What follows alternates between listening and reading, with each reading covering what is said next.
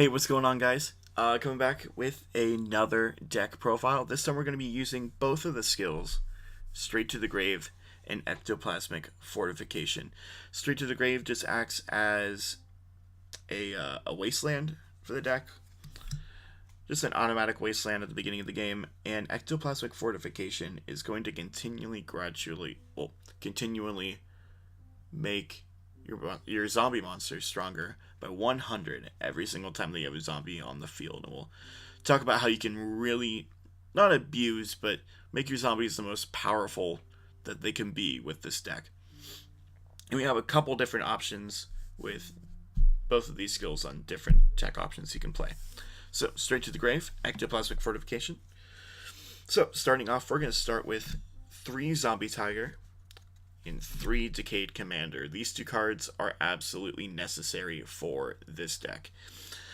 Decayed Commander has the ability to special summon a Zombie Tiger onto the field whenever it is normal summoned, and if it gets a direct attack in, you can randomly discard a card from your opponent's hand, which I think is pretty useful.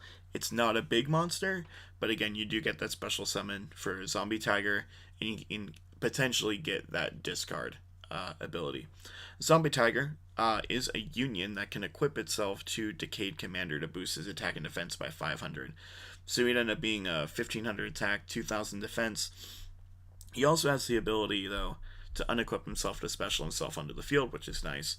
But also, if Decayed Commander were to be destroyed by a battle or a card effect, Zombie Tiger can take the hit instead while it's equipped.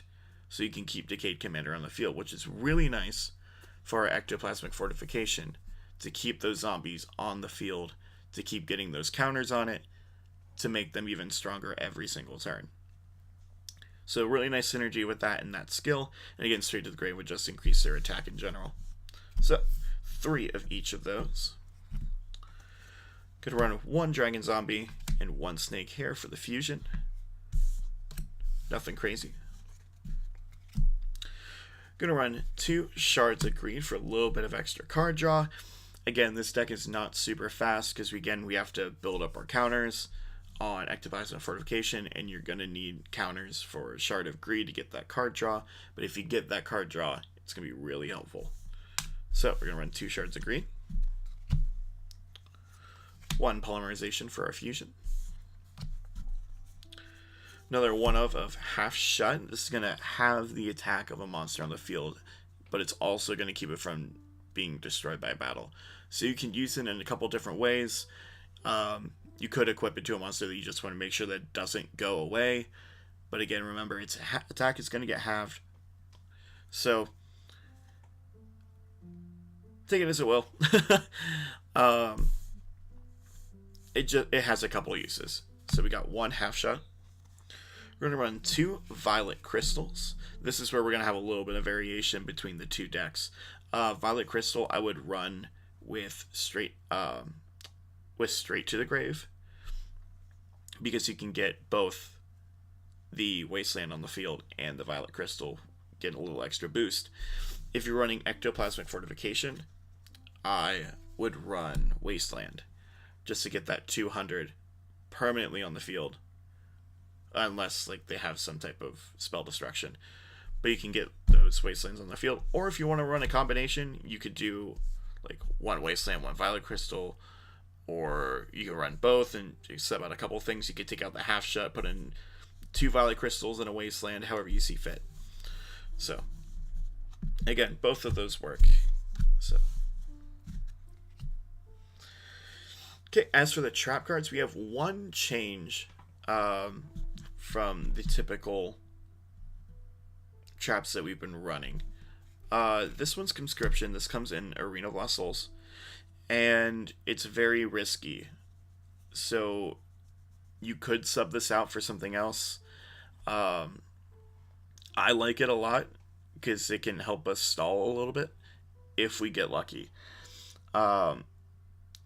This card, you can activate the top card of your opponent's deck, and if it's a monster that can be normal summoned or set, special summon it in your field. Otherwise, add that card to your opponent's hand. So, if it's a monster, you get a free body on the board, and you took something away from your opponent's resources, which I think is very valuable, especially if it happens to be their win condition. Because I don't think that there's really any cards in the game, and correct me if I'm wrong, that cannot be normal summoned. So if it's a monster, you're going to get the monster. So it's pretty valuable right now. Granted, whenever other cards come out, that may not be the case. But we'll see. So, the risk with it is that, again, if it's not a monster, you get to add it to your opponent's hand, which, again, could be very valuable for them, depending on what deck that they're playing.